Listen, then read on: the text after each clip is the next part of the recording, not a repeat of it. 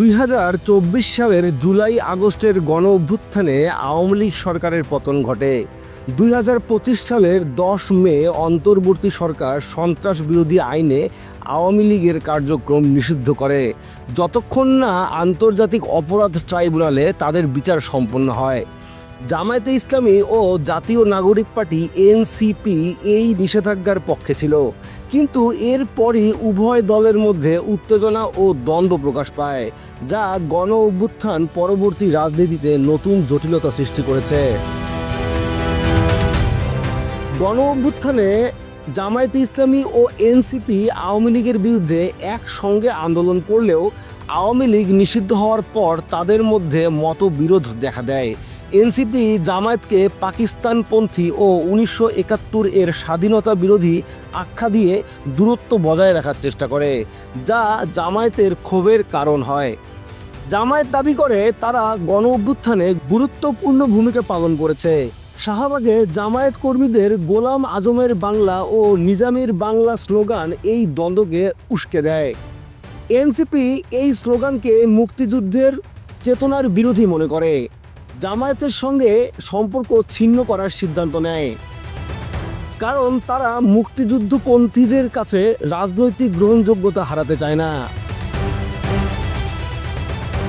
জামায়াতে ইসলামী দাবি করে তারা স্বতন্ত্র ইসলামপন্থী দল হিসেবে গণ অভ্যুত্থানে গুরুত্বপূর্ণ ভূমিকা পালন করেছে এবং আওয়ামী লীগের ফ্যাসিবাদী শাসনের বিরুদ্ধে লড়েছে।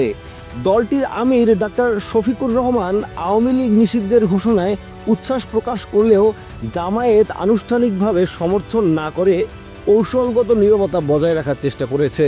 সমালোচকদের মতে জামায়াত আওয়ামী লীগের পতনের সুবিধা নিতে চায়, কিন্তু মুক্তিযুদ্ধের ইতিহাস নিয়ে বিতর্ক এড়াতে চায়। জামায়াতের অভিযোগ, এনসিপি তাদের সঙ্গে আন্দোলন করলেও রাজনৈতিক সুবিধার জন্য তাদের পাকিস্তানপন্থী হিসেবে চিহ্নিত করেছে। এনসিপি গণ অভ্যুত্থানে ছাত্র জনতার ভূমিকা কেন্দ্র করে রাজনৈতিক পরিচয় গড়ে জনপ্রিয়তা অর্জনের চেষ্টা করেছে। তারা মনে করে জামায়াতের সঙ্গে ঘনিষ্ঠ সম্পর্ক মুক্তিযুদ্ধের চেতনার বিরোধী এবং রাজনৈতিকভাবে ক্ষতিকর। তাই জামায়াতকে পাকিস্তানপন্থী আখ্যা দিয়ে তারা আলাদা পরিচয় তৈরি করছে। এনসিপির নেতারা জামায়াতের 1971-এর ভূমিকা নিয়ে প্রশ্ন তুলে বলেন, তাদের ইতিহাস মীমাংসা না হলে ঐক্য সম্ভব নয়। এই অবস্থানকে অনেকে বিএনপি ও মুক্তিযুদ্ধপন্থী দলের সমর্থন পাওয়ার রাজনৈতিক কৌশল হিসেবে দেখছেন। জামায়াত ও এনসিপির দ্বন্দ্ব বাংলাদেশের রাজনীতিতে নতুন জটিলতা সৃষ্টি করেছে। গণ অভ্যুত্থানের পর রাজনৈতিক শূন্যতার পূরণে উভয় দল নিজেদের নেতৃত্ব দানকারী শক্তি হিসেবে প্রতিষ্ঠার চেষ্টা রয়েছে, কিন্তু জামায়াতের ইতিহাস ও এনসিপির নতুন পরিচয় গড়ার প্রচেষ্টা তাদের মধ্যে বিভেদ সৃষ্টি করেছে। এই দ্বন্দ্ব আগামী নির্বাচনে জোট গঠনকে জটিল করতে পারে। বিএনপি আওয়ামী লীগের পতনের পর প্রধান শক্তি হিসেবে আবির্ভূত এই দ্বন্দ্ব কিভাবে মোকাবেলা করবে তা একদমই অস্পষ্ট। এছাড়া এই দ্বন্দ্ব অন্য ইসলামপন্থী দলগুলোর মধ্যে বিভেদ সৃষ্টি করে রাজনৈতিক স্থিতিশীলতার জন্য চ্যালেঞ্জ তৈরি করতে পারে।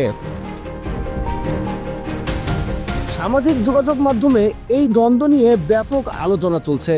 কেউ কেউ এনসিপির অবস্থানকে রাজনৈতিক সুবিধাবাদ হিসেবে দেখছেন, আর কেউ কেউ জামায়াতের ইতিহাসের কারণে তাদের প্রতি সন্দেহ প্রকাশ করছেন। একই সঙ্গে আওয়ামী লীগ নিষিদ্ধ হওয়ার পরও দলটির সমর্থকদের একাংশ গোপনে কার্যক্রম চালিয়ে যাচ্ছে, যা রাজনৈতিক পরিস্থিতিকে আরও জটিল করছে। আওয়ামী লীগ নিষিদ্ধের ইস্যুতে একসঙ্গে আন্দোলন করলেও এই দুই দলের ভিন্ন রাজনৈতিক লক্ষ্য ও ঐতিহাসিক পটভূমি তাদের মধ্যে বিভেদ সৃষ্টি করেছে।